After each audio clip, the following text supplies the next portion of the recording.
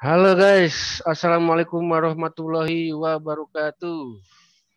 Waalaikumsalam warahmatullahi wabarakatuh.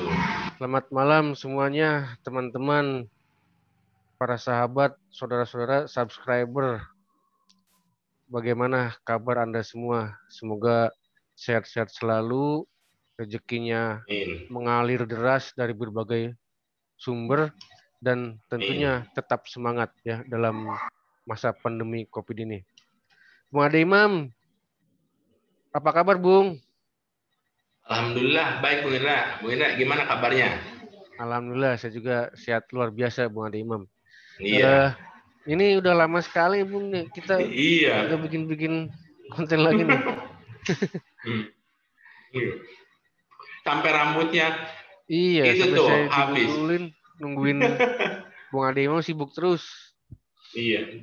Jadi Iya juga sih. sekarang baru sempet lagi ya Bung Ade Imam ya. Iya, iya nggak apa-apa. Beda lah. Bung Ade Imam, di Hmm. meja saya ini ada buku nih Bung. Hmm. Kebetulan saya tadi baca-baca sekilas, udah saya baca dulu sih di rumah sudah saya baca dari dulu. Cuman Apa tuh bukunya? Tebal bener itu. Buku ya apa itu? ini Bung, Madilog. ya Iya. Madilog Iya kayak Madilog. karya Tan Malaka nih Bung nih. Iya, mantep itu. Ini di sini tertulis buku ini masuk dalam daftar Hmm. 100 buku yang berpengaruh dan berkontribusi terhadap gagasan kebangsaan versi majalah Nah, Tempo. iya. Nah, saya kira ini menarik juga Bung untuk di ini Oke, dibahas nih iya Bung iya nih. iya. Ya udah Pasti itu aja Bu, kontennya, bahas ya, Madilo. pasti Bung Ade Imam juga pasti tahu betul lah ya Tan Malaka ya, Iya, iya. Madilog. Jadi malam ini kita akan membahas tentang Madilog Tan Malaka Madilo. ya. Iya. Madilog, Hmm. materialisme, dialektika, dan logika. Namun Nah, sebelum iya. itu, Bung Ade Imam, saya sudah Iya. mengutip ya eh, apa namanya? Saya sudah meringkas nih dari Wikipedia Iya. biografi singkat Tan Malaka. Biar kita mengenal dulu ya. Barangkali ada yang belum tahu Tan Malaka itu siapa dan bagaimana. Kita Iya, sejarah iya. singkatnya nih, biografi singkat Tan Iya, Malaka. saya juga pengen ini lagi nih, Ya, refresh lagi seperti disarikan biasa. dari Wikipedia Ya, masa muda. nyimak nih. Ya, masa muda. Nama asli Tan Malaka adalah Sultan Ibrahim, sedangkan Tan Malaka adalah nama semi bangsawan yang ia dapatkan dari garis keturunan ibu. Nama lengkapnya adalah Sultan Ibrahim gelar Datuk Sultan Malaka. Tanggal kelahirannya masih diperdebatkan, sedangkan tempat kelahirannya sekarang dikenal dengan nama Nagari Pandam Gadang, Suliki. Kini masuk Gunuang Omeh, 50 kota Sumatera Barat. Semasa kecilnya, Tan Malaka senang mempelajari ilmu agama dan berlatih pencaksilat. Pada tahun 1908, ia didaftarkan ke Quick School, sekolah guru negara di Fort de Kock. Menurut G.H. Horesma, salah satu guru di sekolahnya, Tan Malaka adalah murid yang cerdas, meskipun kadang-kadang tidak patuh. Di sekolah ini, ia menikmati pelajaran bahasa Belanda, sehingga Horesma menyarankan ia agar menjadi seorang guru di sekolah Belanda. Setelah lulus dari sekolah itu pada tahun 1913, ia ditawari gelar datuk dan seorang gadis untuk menjadi tunangannya. Namun ia hanya menerima gelar datuk. Gelar tersebut diterimanya dalam sebuah upacara tradisional pada tahun 1913. Pendidikan di Belanda. Meskipun diangkat menjadi datuk, pada bulan Oktober 1913 ia meninggalkan desanya untuk belajar di Ridge Quick School, sekolah pendidikan guru pemerintah, dengan bantuan dana oleh para engku dari desanya. Selama kuliah, pengetahuannya tentang revolusi mulai muncul dan meningkat setelah membaca buku The French Revolution, The France Revolution, Revolusi yang ia dapatkan dari seorang sebelum keberangkatannya ke Belanda oleh Horesma. Setelah revolusi Rusia pada Oktober 1917, ia mulai tertarik mempelajari paham sosialisme dan komunisme. Sejak saat itu, ia sering membaca buku-buku karya Karl Marx, Friedrich Engels, Friedrich Engels, dan Vladimir Lenin. Friedrich Nietzsche juga menjadi salah satu panutannya. Saat itulah ia mulai membenci budaya Belanda dan terkesan oleh masyarakat Jerman dan Amerika. Karena banyaknya pengetahuan yang ia dapat tentang Jerman, ia terobsesi menjadi salah satu angkatan perang Jerman. Kemudian mendaftar ke militer Jerman, namun ia ditolak karena Angkatan Darat Jerman tidak menerima orang asing mengajar. Setelah lulus dari SDOV, ia kembali ke desanya. Ia kemudian menerima tawaran Dr.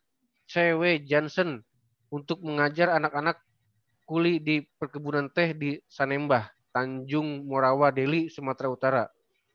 Ia tiba di sana pada Desember 1919 dan mulai mengajar anak-anak itu berbahasa Melayu pada Januari 1920.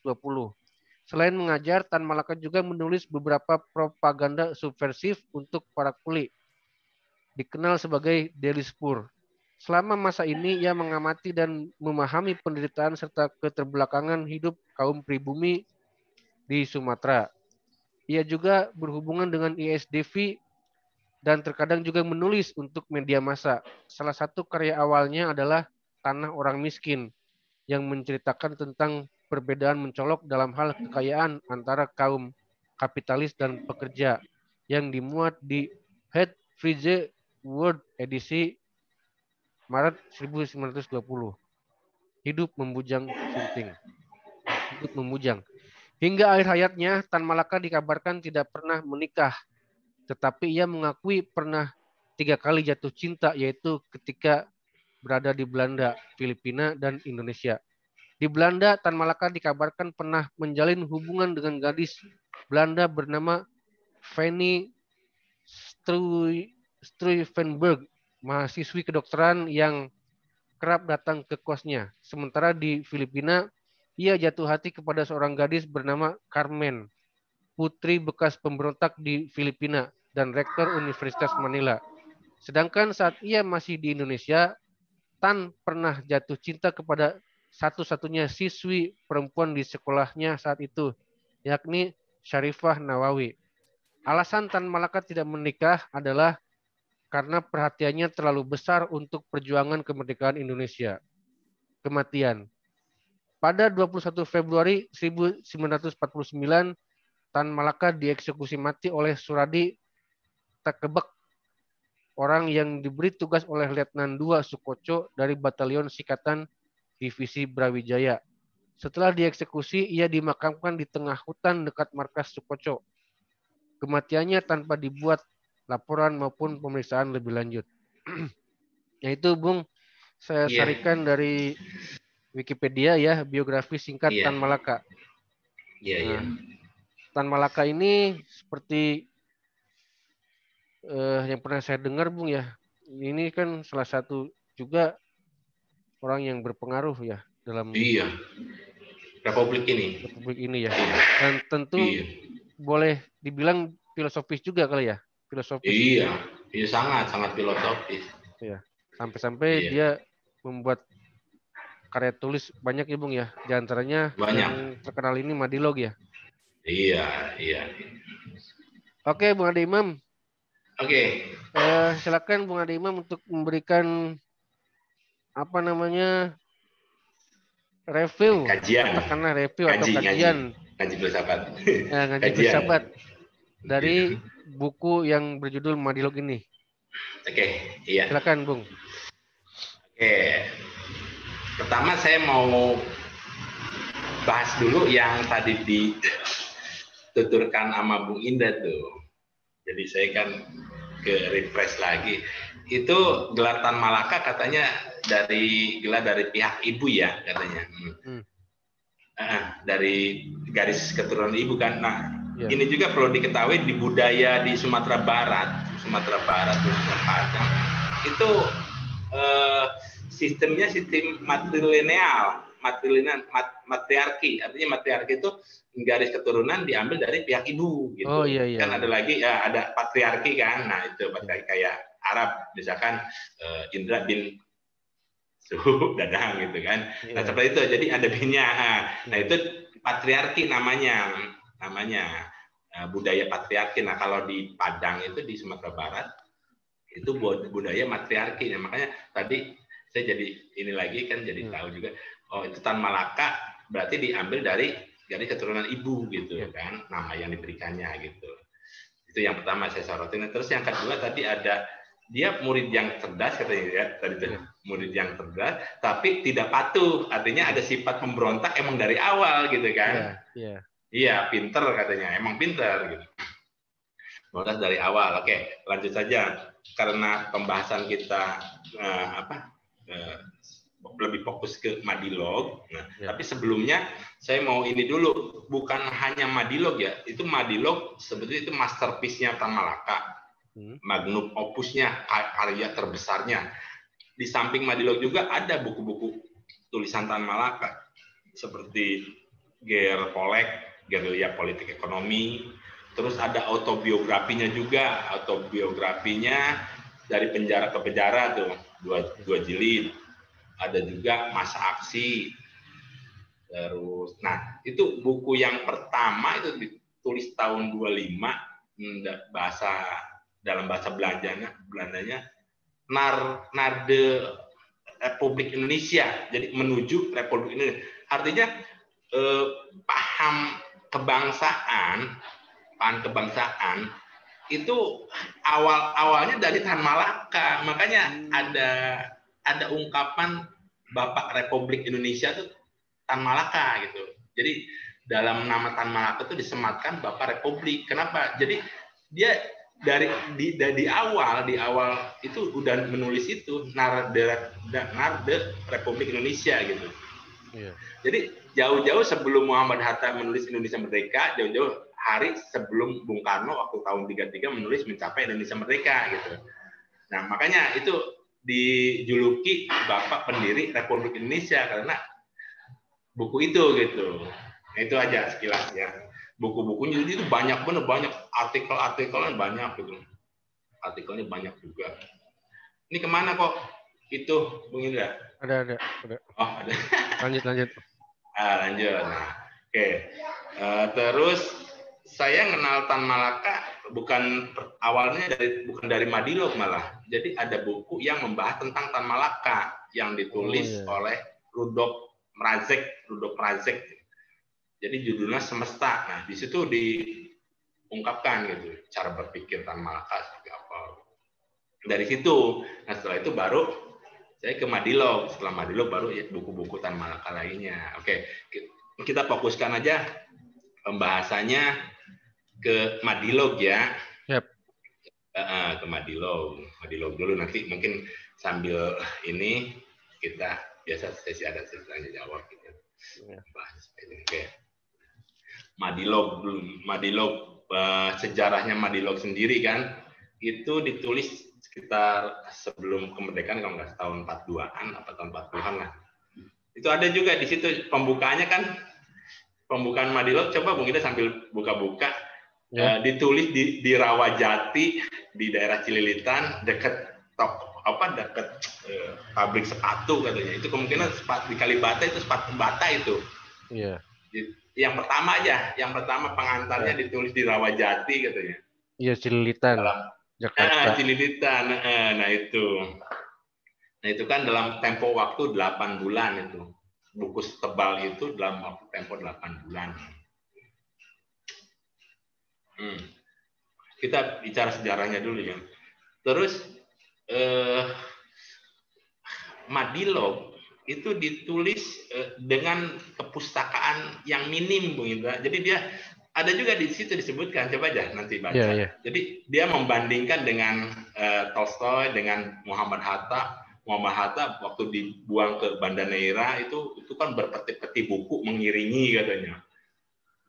Jadi Muhammad Hatta kan waktu nulis buku itu juga kan di Banda Neira itu nulis Alam Pikiran Yunani itu dengan referensi yang banyak. Nah, sedangkan ini kebalikan dengan Leo Tolstoy sama Hatta, Madilog ditulis dengan keterbatasan referensi. Jadi dia hanya mengandalkan ingatan semata gitu, Bang Ida. Berarti di sini kan alangkah ininya gitu, ingatannya kuatnya. Daya ingatnya kuat, iya. Terus di situ juga kan disebutkan, jadi teknik mengingatnya itu disebutnya jembatan keledai katanya. Jembatan keledai itu jadi misalkan kita ini agak-agak ini juga kalau disingkat. Situasi kondisi toleransi, nah itu kan disingkat, kayak gitu. Nah, pantauan dan jangkauan panjang katanya sih, itu panjang gitu kan. Nah itu salah satu bentuk jembatan keledai yang diperkenalkan Tan Malaka gitu. Jadi teknik menghafal untuk siswa-siswa, nah itu dari Tan Malaka bisa dipakai jembatan keledai. Jadi misalkan mengingat warna pelangi, itu kan ada Meijiko Hibiniu, ya. Nah, merah juga kuning. Nah, itu tuh jembatan keledai namanya. Jadi kita mengingat kumpulan kata-kata dengan mengambil kata-kata depannya aja, suku kata depannya. Kayak pelangi, warna pelangi, seperti itu. Oke. Langsung saja. Jadi, kenapa Tan Malaka menulis Madilog? Jadi, di awal Madilog itu disebutkan, di bab-bab awal tuh namanya apa ya? Bab pertama kayaknya kalau nggak salah, lihat aja di bukunya Logika Mistika.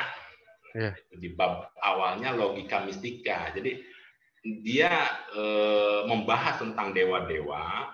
Nah, itu kan berarti pengetahuannya luas juga, Bung. Pengetahuan dewa-dewa Yunani, dewa-dewa yang di Jawa, yang babat tanah Jawa tuh, buku babat tanah Jawa kan isinya itu ada dewa-dewa. Jadi seolah-olah di bumi sama langit itu dekat, jadi kayak ada tangga gitu, yang dewa bisa ke bumi, yang dari bumi manusia bisa ke langit gitu.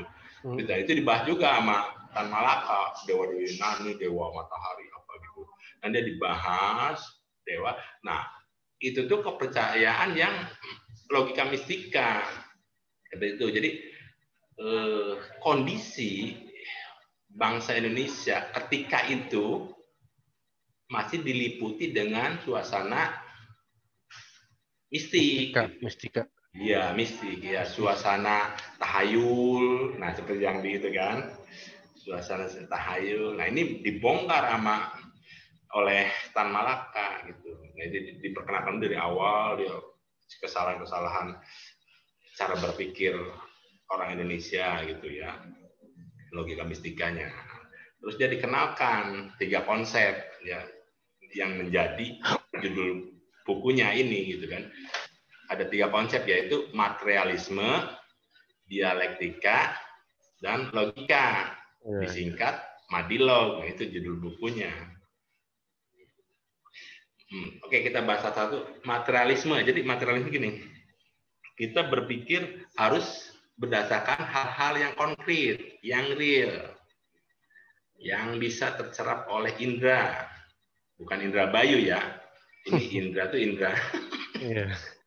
Yang tercerap oleh indera itu yang dimungkinkan gitu, artinya yang dimungkinkan bisa kita telaah. Nah, ini dulu harus dibatasi. Di luar itu omong kosong, betul nonsen gitu. Nah, ini dulu. Jadi bentuknya materialisme, segala sesuatunya dari materi baru kita bisa diolah, dikaji gitu. Nah, itu materialisme. Nah, dialektika sendiri itu materialisme. Jadi dasarnya harus semua yang kita pikirkan dalam bentuk materi gitu kan, bukan materi dalam pengertian anak-anak milenial ya. Kalau itu kan materi gitu kan, bukan itu. Seperti itu hanya salah satu bagian kecil aja dari materialisme gitu. Uang apa itu, nah itu hanya salah satu bagian kecil dari materialisme. Terus yang kedua itu dialektika. Nah, ini dialektika saya sering bahas juga. Jadi dialektika itu sebuah proses dari tesa, antitesa menimbulkan sintesa. Nah, sintesa berproses lagi, sintesa menjadi tesa baru, atau bisa juga bahasanya tesis, antitesis, sintesis. Tesa, antitesa, sintesa itu sama aja istilahnya. Nah, tesa, antitesa. Jadi ada satu keadaan dibenturkan dengan keadaan lain, menimbulkan keadaan baru. Nah, sebutnya sintesa. Nah, sintesa ini menimbulkan menjadi tesa baru, kemudian ini berulang. Nah, ini proses dialektika namanya. Nah, ketika antitesa dibenturkan dengan sintesa, itu berarti sebuah keadaan sudah bahasanya dinegasikan. Sudah dinegasikan. Jadi nanti secara kuantitatif maupun kualitatif itu tarafnya lebih tinggi dibanding tesa sebelumnya gitu. Gini aja gampangnya Bung Indra. Ada cewek, ada cowok, nikah, jadi anak kan. Nah ini aja gampangnya. Nah ini proses tesa, antitesa menimbulkan sintesa. Anaknya tumbuh besar. Nah ini hanya mau dari tesa baru dia. Ini anaknya mau cowok mau cewek, berarti kan dia nanti tesa baru ya. Antitesa lagi. Nanti antitesa lagi, ya nikah lagi, punya anak lagi terus seperti itu. Nah ini contoh gampang karena untuk memain dialektika kadang-kadang orang dibikin jelimet sampai tidak nyampe ke pemahaman yang sesungguhnya gitu. Nah ini dialektika itu seperti itu. Dialektika itu seperti itu. Jadi perubahan kuantitatif ke kualitatif dari jumlah ke kualitas gitu. Ini ya dialektika. Nah, oke.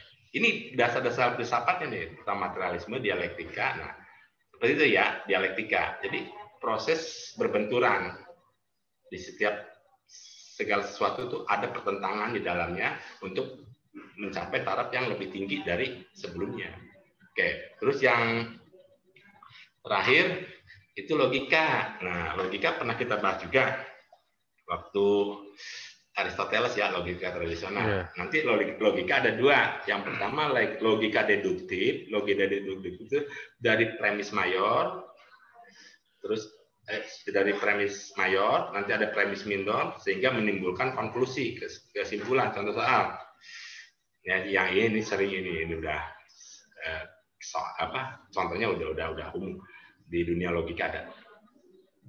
Setiap manusia pasti mati gitu kan, pernah dibahas ya. Sokrates adalah manusia, maka kesimpulannya Sokrates pasti mati. Nah ini metode logika nih, ini logika yang diintroduksi oleh Malaka seperti ini juga gitu. Mengambil logika, salah satunya ada logika tradisionalnya. Semua manusia kan pasti mati. Sokrates adalah seorang manusia, kesimpulannya Sokrates pasti mati. Nah, setiap manusia pasti mati. Ini premis mayor. Sokrates adalah seorang manusia. Ini premis minor.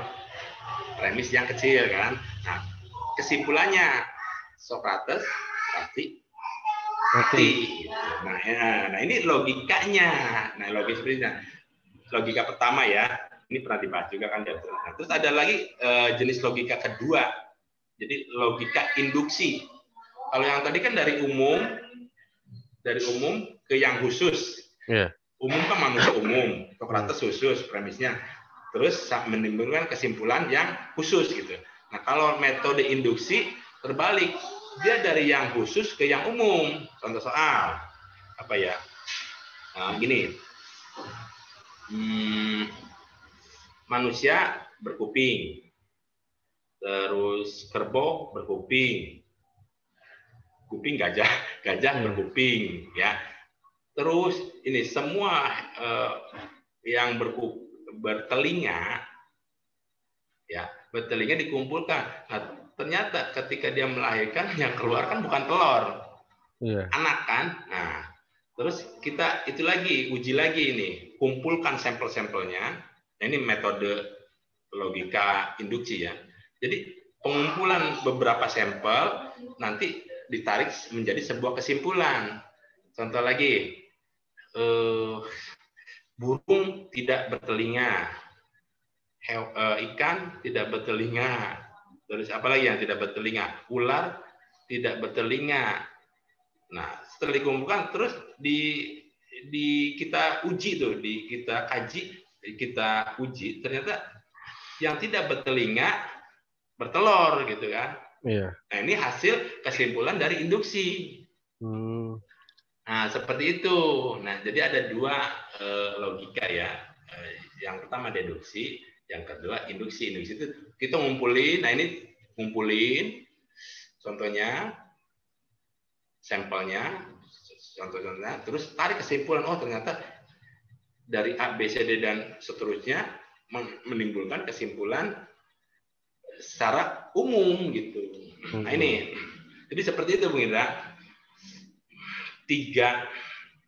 Tiga yang termaktub di Madilog itu, pertama materialisme, dialektika, dan logika. Jadi penjelasan seperti itu. Materialisme, segala sesuatu yang kita pikirkan itu harus berdasarkan materi, bukan benda abstrak, harus konkret.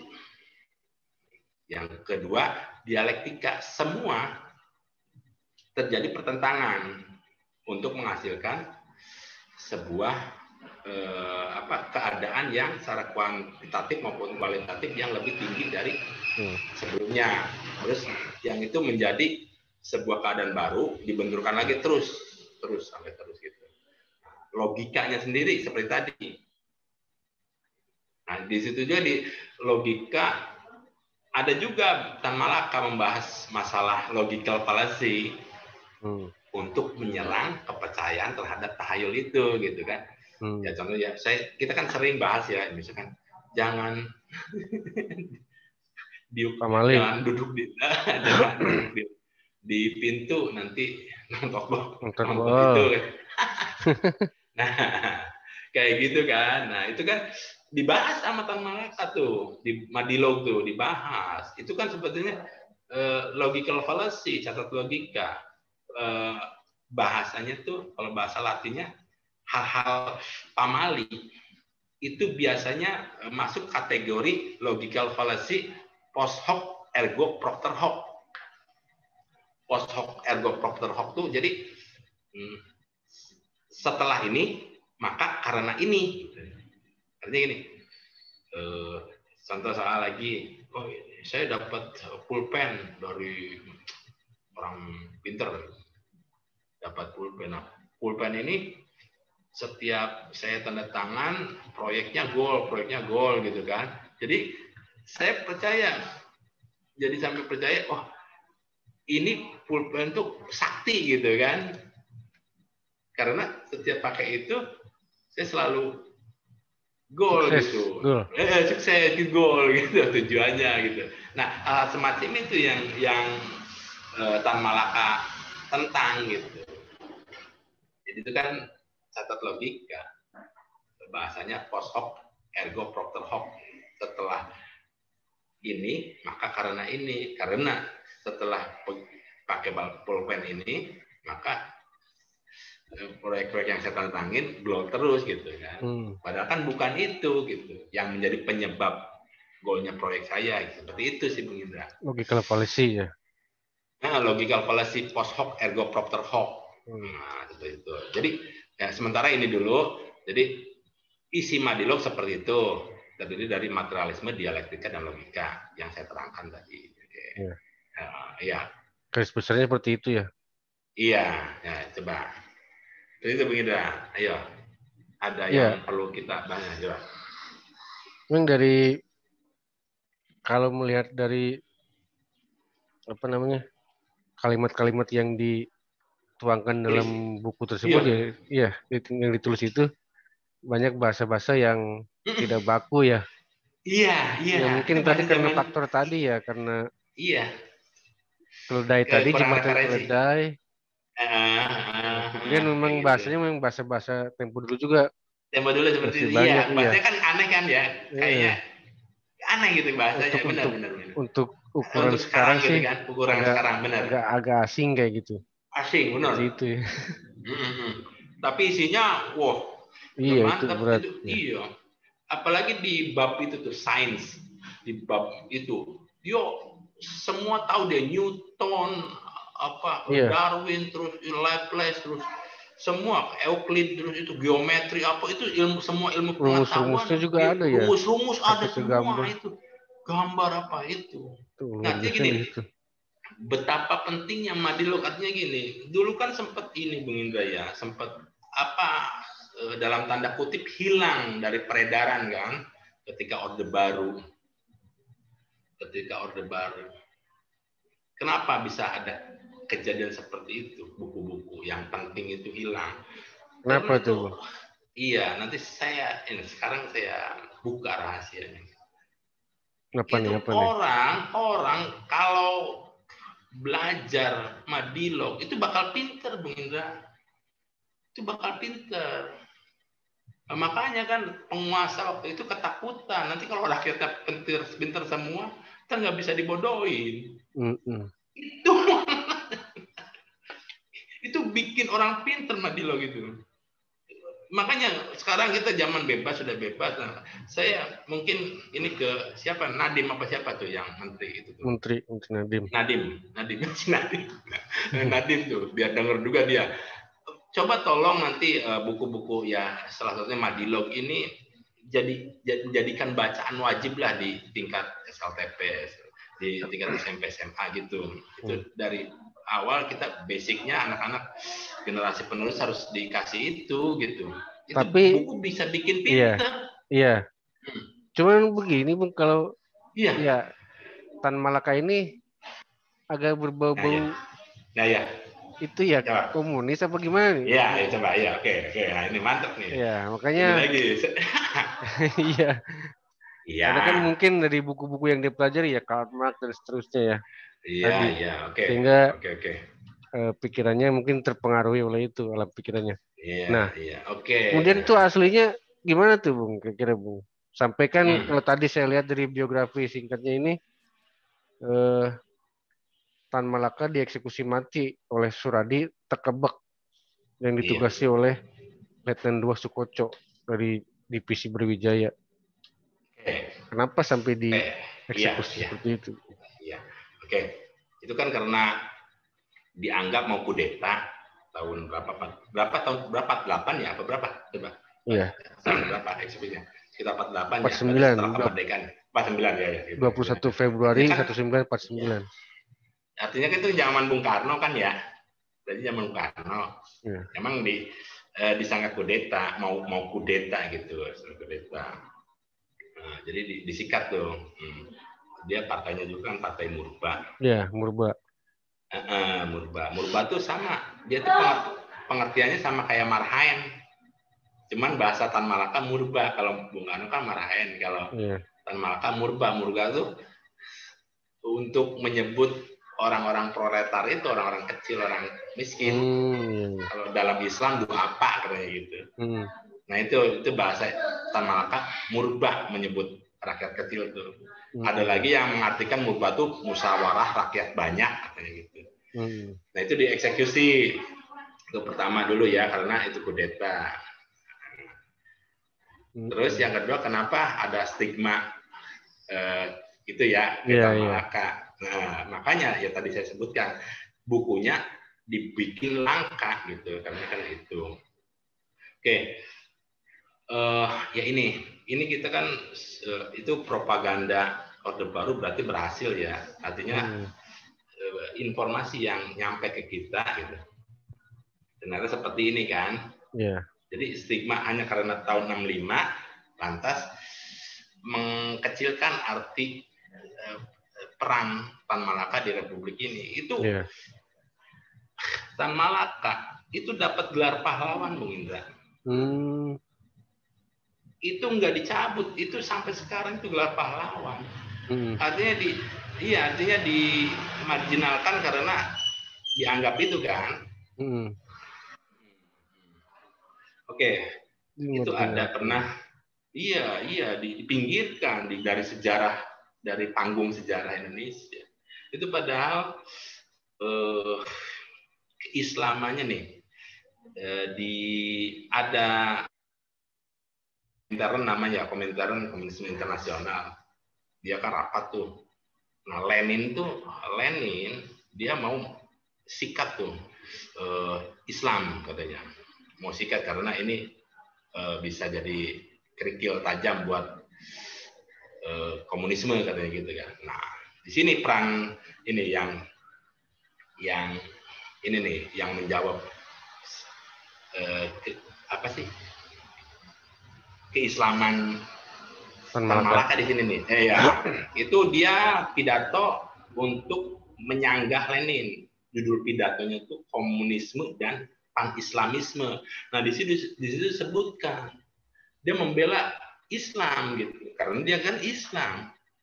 Ada juga kan di pidatonya itu, saya itu seorang Muslim di hadapan Tuhan. Gitu.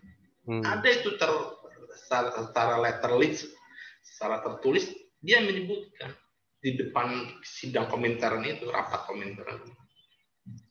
Saya seorang Muslim di hadapan Tuhan. Jadi bukan ateis, bukan? Gimana? Dia bukan seorang ateis, bukan? Bukan.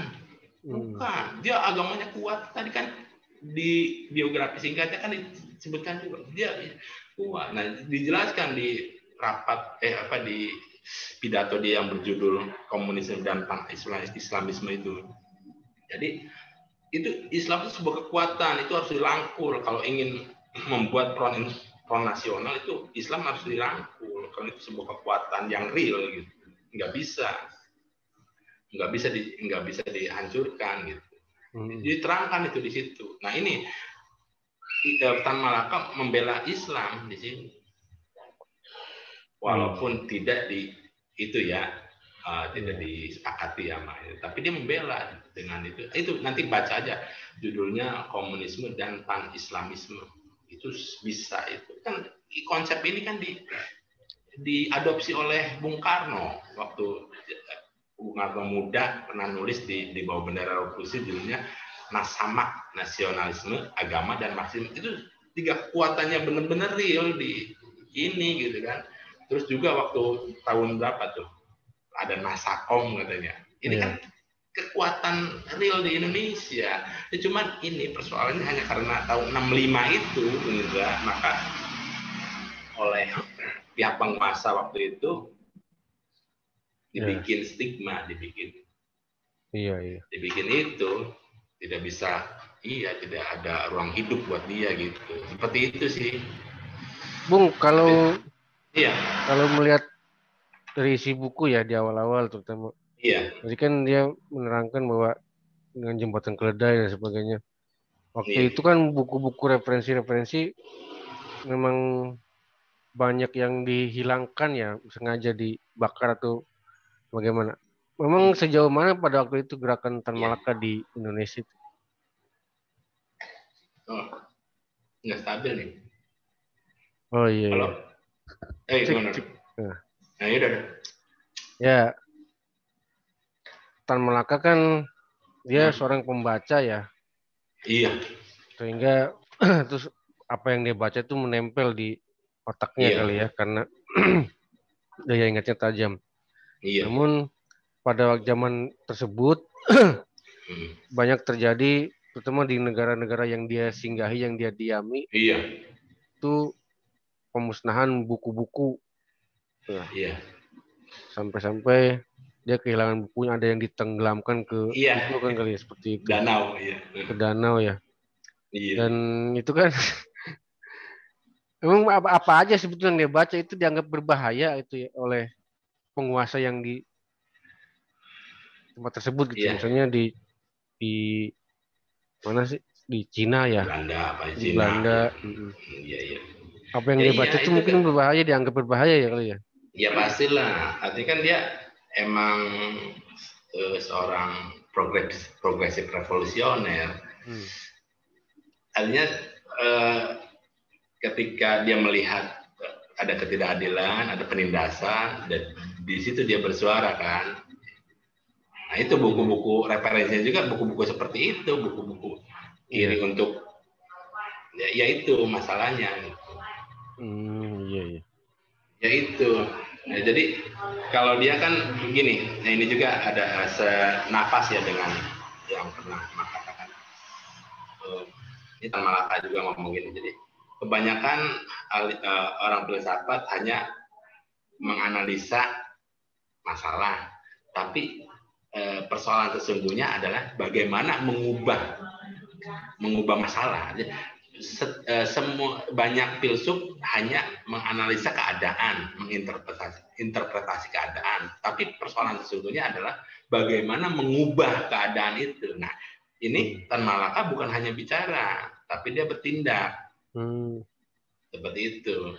Ya kan dia bertindak sampai Tan Malaka tuh benar-benar sosok yang misterius, dan juga dia kayak Segupara. Kalau Segupara itu orang Argentina, tapi dia bergerilya di Kuba tuh waktu zaman Fidel Castro ya. Dia berpindah-pindah gitu ke Bolivia, ke Argentina, Kuba. Nah ini sama itunya. Mungkin Segupara juga terinspirasi oleh Tan Malaka. Itu kan dari segi tahun kan lebih itu Tan Malaka. Lebih dulu Tan Malaka. Lebih Tan Malaka. Apakah Tan Malaka juga sudah punya nama besar pada waktu itu di luar negeri gitu, di negara-negara luar? Iya. Dia salah satu anggota Komintern. Namanya berkibar itu, namanya benar-benar terkenal. Bergebar ya. Pergerakan. Iya. Kalau istilah Agus Ali. Iya. Bergebar. Iya kayak gitu. Bergebar nih ini kalau ada saudara Tony, kalau ada Bung Tony pasti ini ketawa nih dengan kata bergebar ya. Bergebar jadi ngegebar tuh Bung. Oke. Seperti itu, jadi namanya emang udah itu. Sampai ya itu juga kan ada majalah apa ya? Ada foto dia gitu kan. Makanya dia umpetin gitu tuh, yang dibuang itu salah satunya itu majalah yang memuat foto dia. Dia kan namanya gonta-ganti tuh, Ilyas Hussein apa, terus tulisannya banyak bener, tulisannya banyak. Iya. Terus dia pindah-pindah gitu. Pindah-pindah dengan nama alias itu. Dia emang hidup untuk berjuang gitu. Iya. Bukan hanya di Menara Gading, tapi dia dalam praktek. Iya. Sampai-sampai tadi di Jerman juga dia pengen jadi militer, ya, kan daftar militer ya. Iya kayak gitu. Seperti itu Bung Indra. Oke, Bung Ade Imam. Tadi kalau saya simak coba. yang disampaikan Bung Ade Imam, kalau kita baca buku ini Madilog gitu ya. Pinter. Iya. Itu kan menjadi pinter. Pasti itu. Bahkan tadi Bung Ade Imam merekomendasikan kepada Menteri Nadiem Makarim ya untuk katakanlah mewajibkan ya, menjadi bacaan wajib ya. Iya. Itu karena bisa didengar juga nih sama Bung Nadiem. Itu hasil karya asli orang Indonesia itu. Tan Malaka itu hasil karya asli itu Madilog. Iya. Dan banyak kalimat-kalimat yang bisa menjadi sebuah kutipan ya di buku ini juga. Kata kayak banyak lah kutipan-kutipannya di sini yang dia tuliskan gitu kan. Nah kalau kita melihat dari ininya Bung, dari ini di belakangnya nih, Tan Malaka melihat kemajuan umat manusia harus melalui 3 tahap, dari logika mistika lewat filsafat ke ilmu pengetahuan sains, dan selama bangsa Indonesia masih terkungkung oleh logika mistika itu, tak mungkin ia menjadi bangsa yang merdeka dan maju. Iya, benar. Madilog merupakan jalan keluar dari logika mistika dan imbauan seorang nasionalis sejati buat bangsanya yang keluar dari keterbelakangan dan ketertinggalan. Iya, berarti memang bangsa Indonesia, tapi sampai saat ini kayaknya logika mistika ini masih kental ya di kita, Bu. Iya masih, makanya harus harus dibabat itu. Ini juga kan Madilog juga. Apakah itu mungkin dibabat? Mungkin lah, mungkin. Kan gini kan, ini dulu ya, ada 2 nih saya takut lupa. Yang pertama itu kan kalau kita lihat referensi Madilog kan dari Barat semua ya. Nah ini ada ungkapan Tan Malaka seperti ini. Kita harus belajar dari Barat. Ya, tetapi jangan menjadi pengikut Barat. Jadilah murid dari Timur yang cerdas. Nah ini ucapan Tan Malaka. Kalau begitu, kita belajar dari Barat, tapi jangan menjadi pengikut Barat. Kita harus menjadi pelajar dari Timur yang cerdas. Pelajar dari. Sementara kita kan dari Timur, Bung Ade ya, dan Timur ini Indonesia ya masih menganut yang tadi logika mistika itu. Saya kira kalau dihilangkan itu tidak mungkin. Tidak mungkin atau butuh waktu yang mungkin. Iya, ya ini kan waktunya sangat lama gitu ya, karena kita kan begitu kental mistisnya. Iya, tugas kita. Iya. Iya, itu secara sosiologi ya gini, Bung Indra. Itu ada bapak sosiologi namanya Auguste Comte. Tulisannya itu Auguste Comte. Nah, ini sejalan dengan pemikiran Tan Malaka. Dia bapak sosiologi Auguste Comte. Dia membagi tahap pemikiran masyarakat menjadi 3 tahap pemikiran. Saya juga tulis tuh di buku, bukan kitab suci, ada juga saya bahas ini. Iya. Sebenarnya komplit itu, bukan kitab suci, sebenarnya komplit juga.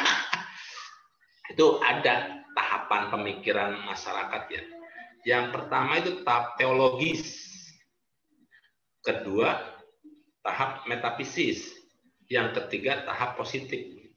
Nah ini, jadi kalau yang tadi disebutkan itu masuk tahapnya teologi, jadi kayak animisme ya.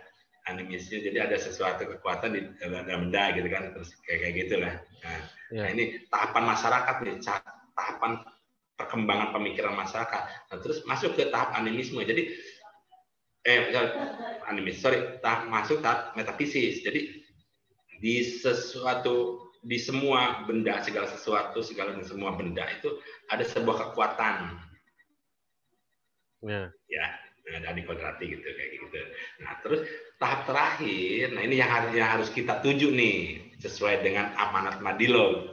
Itu tahap positif. Tahap positif artinya segala sesuatu harus bersandar ke keilmuan, ilmu pengetahuan. Nah, itu tahapan sosiologi.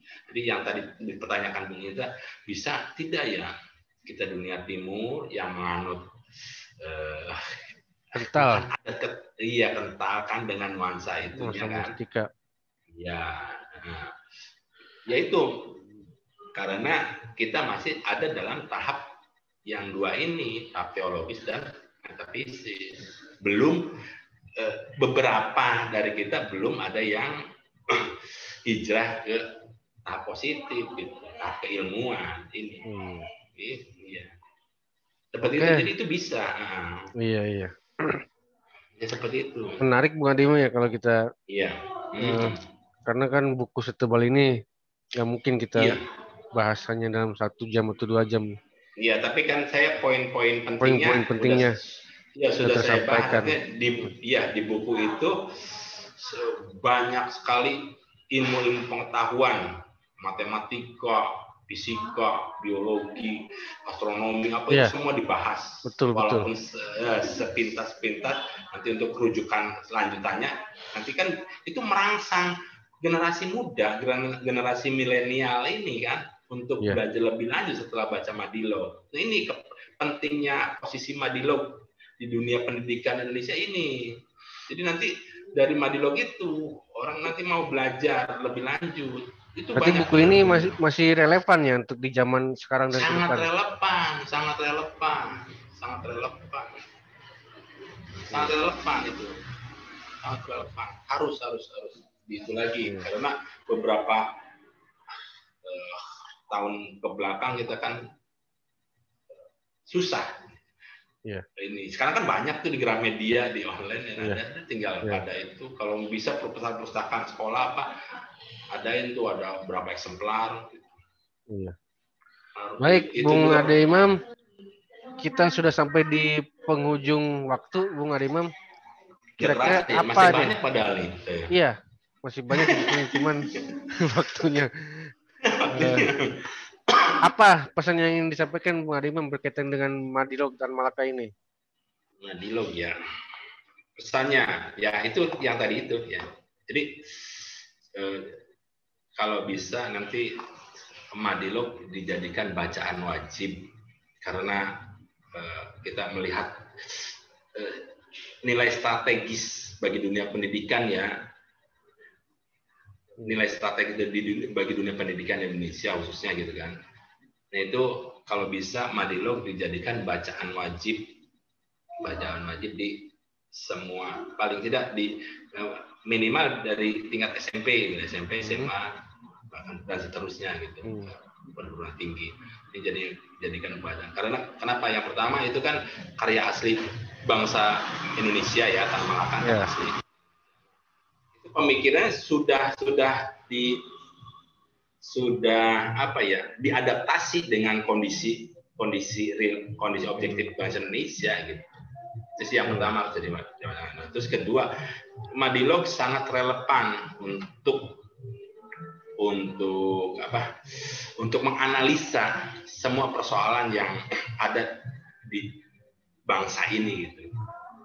Masih sangat relevan untuk menganalisis semua persoalan-persoalan yang muncul di bangsa ini. Itu sih, jadi dijadikan bacaan wajib untuk generasi muda. Kedua, tingkat relevansinya sangat tinggi Madilog untuk menyelesaikan persoalan-persoalan bangsa ini. Seperti itu. Oke, terima kasih Bung Imam setelah memberikan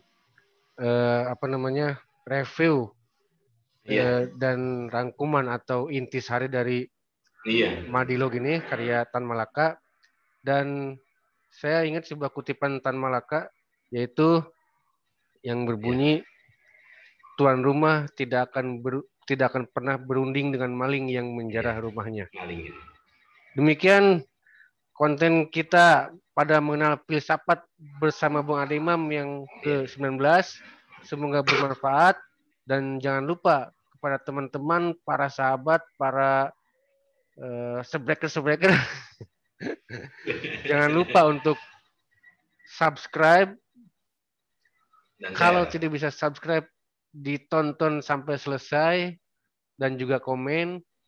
Kalau tidak mampu juga,